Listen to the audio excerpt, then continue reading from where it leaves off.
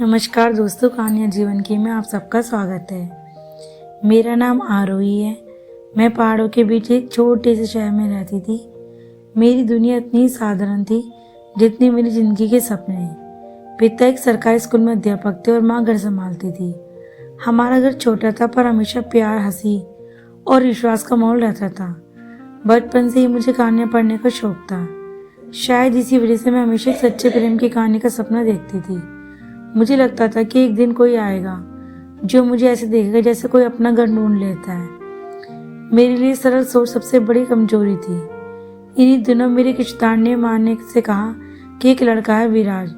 वे विदेश में नौकरी करता है, बहुत ईमानदार, समझदार और सुसंस्कृत है। उन्होंने कहा कि वे एक जीवन साथी ढूंढ रहा है और जब उसने मेरी तस्वीर देखी तो उसे तुरंत मुझे पसंद कर लिया। मैंने जब ये सुना तो दिल में एक अनकही खुशी जागी। मुझे लगा शायद यही मेरा सपना है। मेरी शादी और जीवन की सरलता ने शायद किसी को प्रभावित किया। माँ ने मुझसे कहा, तुम मिलना चाहूंगी? मुझे कुछ समझ नहीं आया पर दिल ने कहा, कोशिश में हर्ज क्या है। जब मैं विराज से पहली बार मिली तो उसने मुझे बहुत सम्मान से देखा। उसकी आंखों में विश्वास और गहराई थी। उसने धीरे से कहा, तुम जैसी सादगी आजकल किसी में नहीं होती। मैं उस वाक्य में खो गई। लगा जैसे किसी ने मेरे भीतर की अच्छाई को सच में देखा हो। कुछ ही दिनों में शादी की बात तय हुई। मेरा मन डर, खुशी दोनों से भरा हुआ था।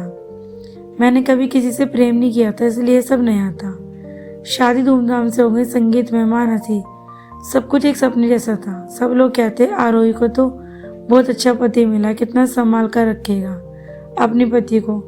मैं भी मुस्कुरा देती। विराट मुझे हमेशा कहता, तुम मुझे पूरा करती हो, और मैं उस पर भरोसा करती गई।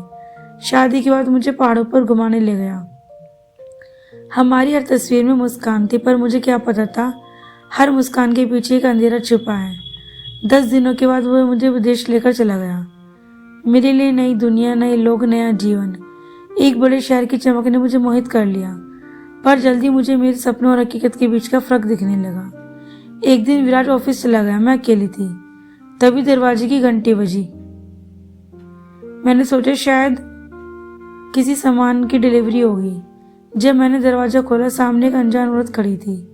उम्र लगभग मेरी जितनी, चेहरा कठोर, आंखों में गुस्सा और होठों पर ठंडी मुस्कान। उसने मुझे देखते ही कहा, तुम ही हो ना विराज की नई पत्नी? मैं स्तब्ध रह गई। मैं धीमे से कहा, हाँ। सिर हिलाया। उसने बिना समय गए कहा, मुझे तुमसे बात करनी। विराज ने तुमसे एक बहुत बात छुपाई है। मेरा दिल धड़कने लगा। उसने बैग में कुछ कागज निकाले और मेरी ओर बढ़ाए। उस पर लिखा था विवाह प्रमाण पत्र, और उस कागज पर 2 नाम थे, विराज और नैना। मैं हिल गई। मुझे लगा जैसे मेरा शरीर सुन्न हो गया। मेरी आंखों में आंसू भर आए, मेरी आवाज कांप रही थी। ये सब झूठ है, विराज ऐसा नहीं कर सकता। नैना ने कुटु स्वर में कहा, वे एक मास्टर है धोखे का। वे पहले मुझसे शादी कर चुका है और तुम तो सिर्फ एक नई चाल हो। मेरे सामने से अंधेरा छा गया। मैं कुर्सी पर बैठ गई।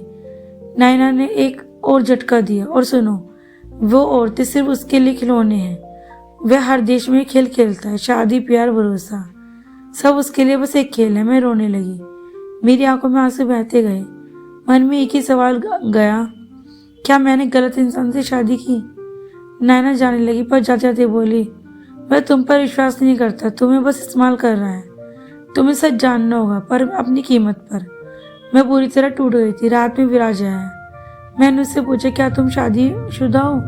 उसने आंखें झुका ली। पहली बार मैंने उसकी खामोशी में डर महसूस किया। उसने धीमे स्वर में कहा, वह सब बीत चुका है, उसका और मेरा संबंध खत्म हो चुका है। पर उसकी आवाज में सच्चाई नहीं थी। मुझे लगा वह मुझसे अभी कुछ छुपा रहा है। कुछ दिनों तक मैं गुमसुम रही। भीतर एक तूफान था, विश्वास, प्यार और धोखा, सब एक साथ मुझे पर टूट रहे थे। पर एक दिन मैंने फैसला किया कि मैं सच्चाई जानूंगी, अपने लिए, अपने अस्तित्व के लिए। जितना मुझे रोकता है मैं उतनी सच्चाई की ओर बढ़ती। मैंने उसके फोन की छानबीन शुरू की। उसका लैपटॉप खोला, दस्तावेज देखे, रात दिन एक कर दिए।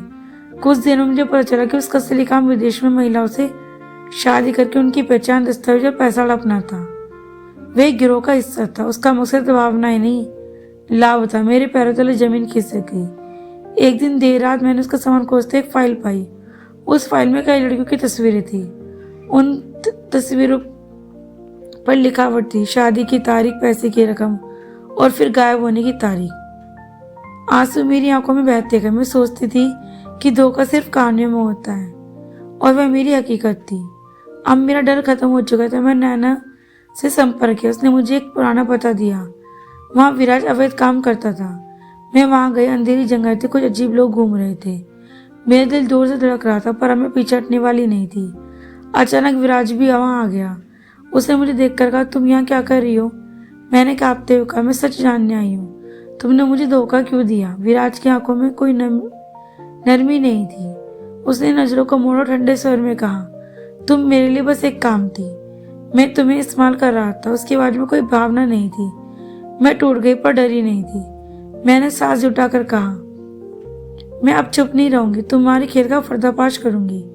उसने मेरी ओर कदम बढ़ाए। अचानक मेरी पीठ से किसी ने आवाज लगाई, आरोही पीछे हटो। मैंने मुड़कर देखा, नैना थी और उसके साथ 2 पुलिस वाले। विराज की आंखों में पहली बार डर दिखाई दिया।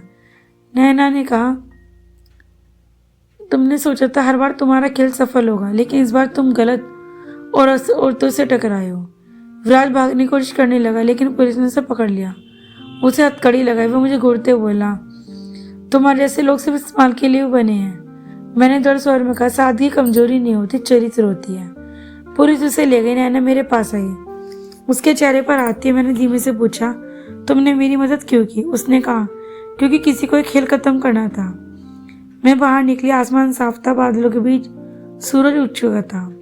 मैंने सोचा, धोखा तब तक जीतता है जब कोई सच जानने से डरता है। आज मैं टूटी नहीं, बल्कि मजबूत हुई। मैंने खुद को खोज लिया था और मुझे समझ आया, कभी कभी जिंदगी हमें तोड़ती नहीं, हमें नया बनाती है। और मेरी कहानी धोखे की नहीं, मेरी जीत की कहानी बन गई। दोस्तों, क्या मैं सही कह रही हूँ, गलत? अपनी राय कमेंट बॉक्स में जरूर बताएगा। अगर आपको ये कहानी अच्छी लगी हो तो प्लीज़ वीडियो को लाइक और शेयर कीजिएगा। ऐसी और कहानी सुनने के लिए मेरे चैनल को सब्सक्राइब कीजिएगा। हर हर महादेव दोस्तों, कल फिर मिलते एक नई कहानी के साथ।